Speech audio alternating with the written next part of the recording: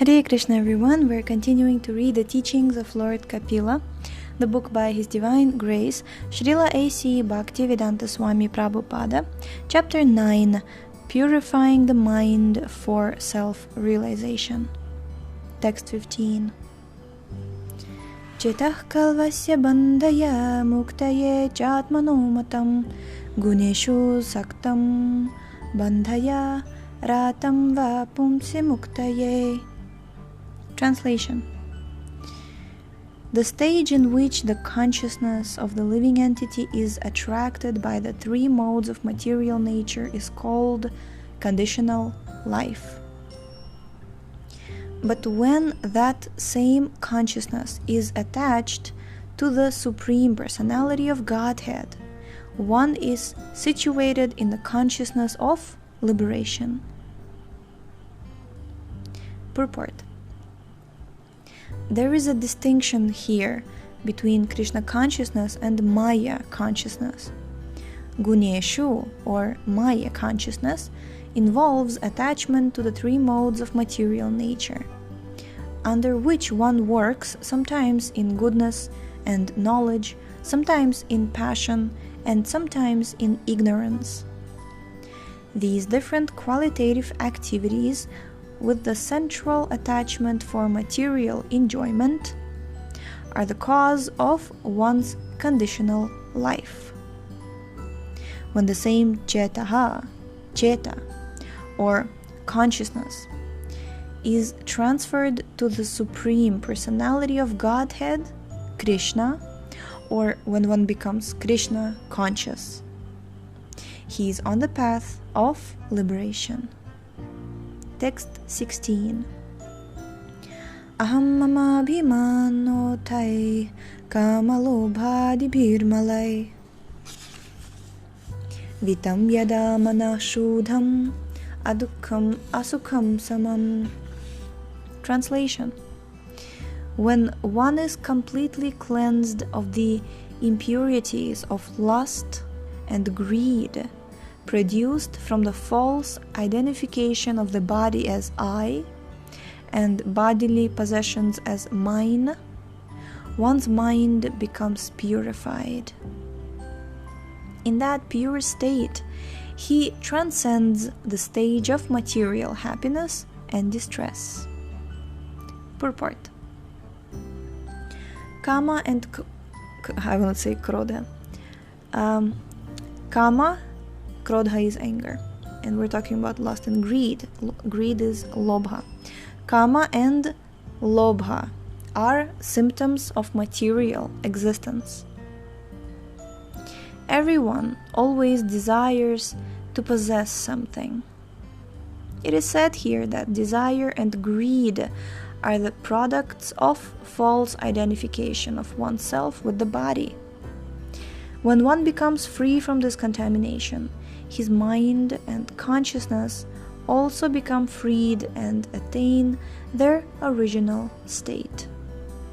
Mind, consciousness, and the living entity exist. Whenever we speak of the living entity, this includes the mind and consciousness. The difference between conditional life and liberated life occurs when we purify the mind and the consciousness.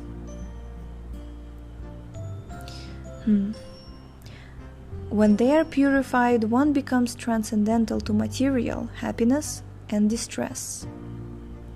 In the beginning, Lord Kapila has said that perfect yoga enables one to transcend the platform of material distress and happiness. How can this be done is explained here. One has to purify his mind and consciousness. This can be done by the Bhakti Yoga system. As explained in the Narada Pancharatra, one's mind and senses should be purified. Tatparatvena nirmalam. One's senses must be engaged in devotional service of the Lord. That is the process. The mind must have some engagement. One cannot make the mind vacant. Of course, there are some foolish attempts to try to make the mind vacant or void, but that is not possible. The only process that will purify the mind is to engage it in Krishna. The mind must be engaged. If we engage our mind in Krishna, naturally the consciousness becomes fully purified.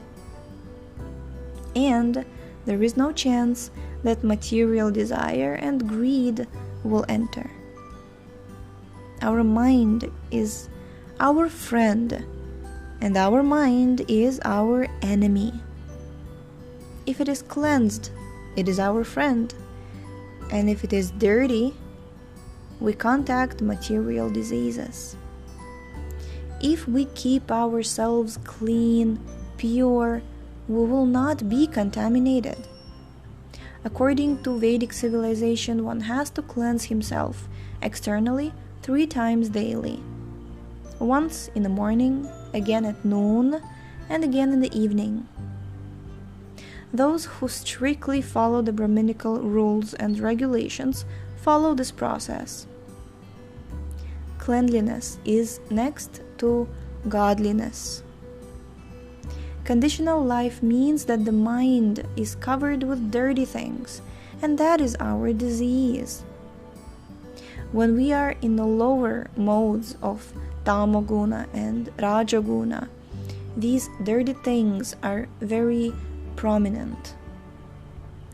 One has to raise himself to the mode of Sattva, goodness, by this practice, by this process of Sankirtana and Shravana. One has to hear Krishna Katha. Krishna is within everyone's heart. The individual soul is part and parcel of Krishna, and Krishna wants the individual soul to turn to him. Unfortunately, the conditioned soul is attached to material enjoyment, and this is the cause of his bondage to birth, death, old age, and disease. He is so foolish that he does not take into consideration that these miseries are repeated. He's like an ass that belongs to a washerman who loads him down with heavy clothes.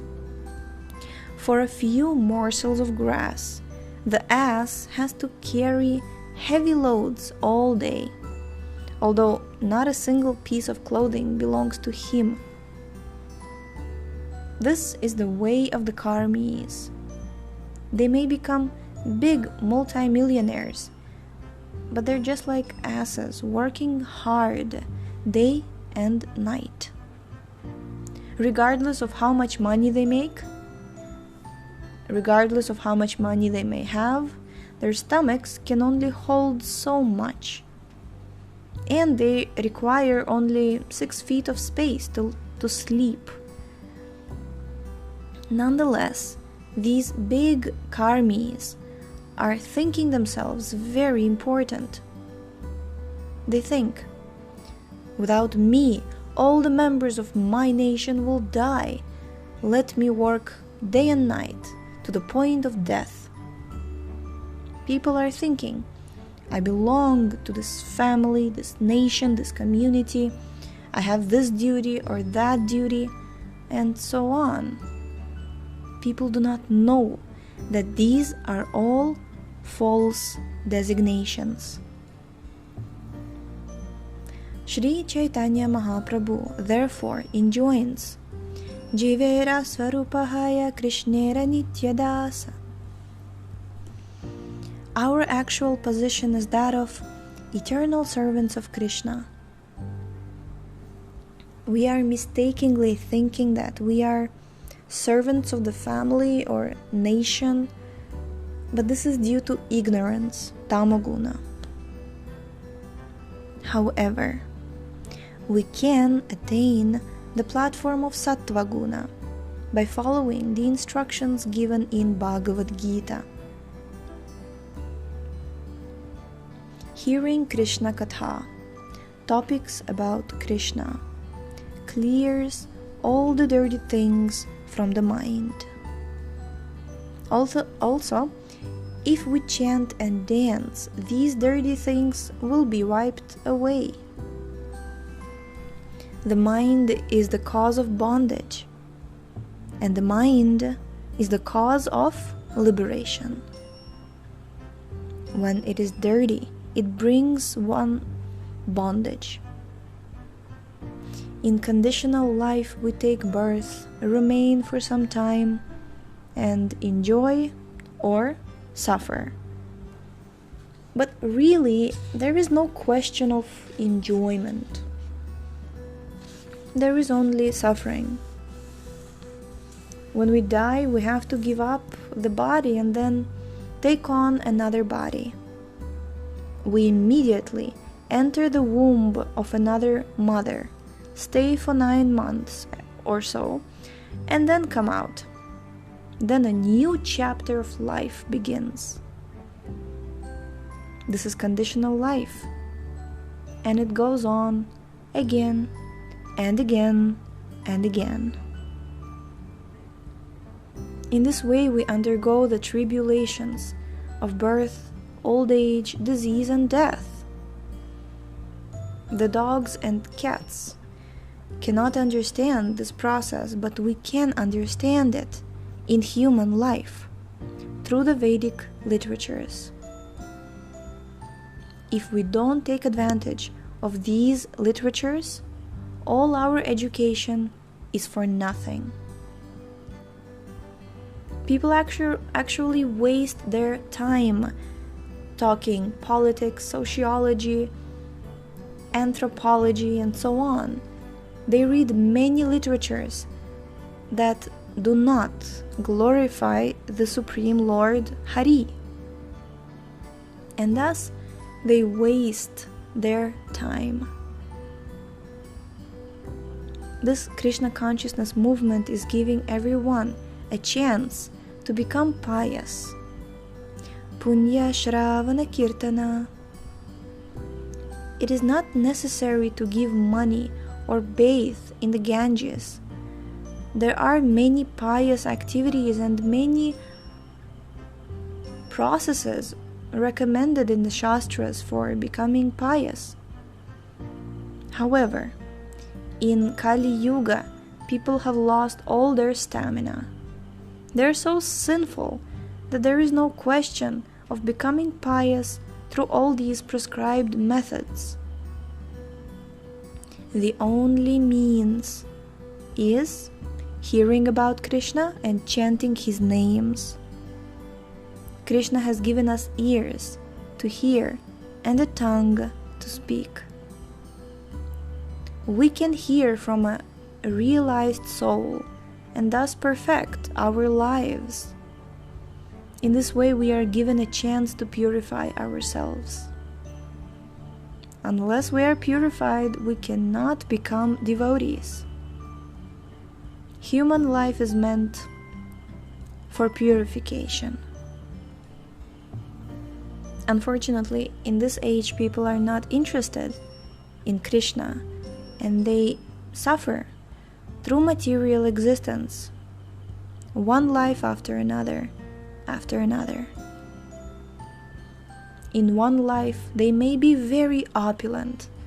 Then they don't care about the next life. They think, let me eat, drink, and be merry. This is going on all over the world. But the Shastras say that people are making mistakes in this way. Nunam pramatta kurute vikarma.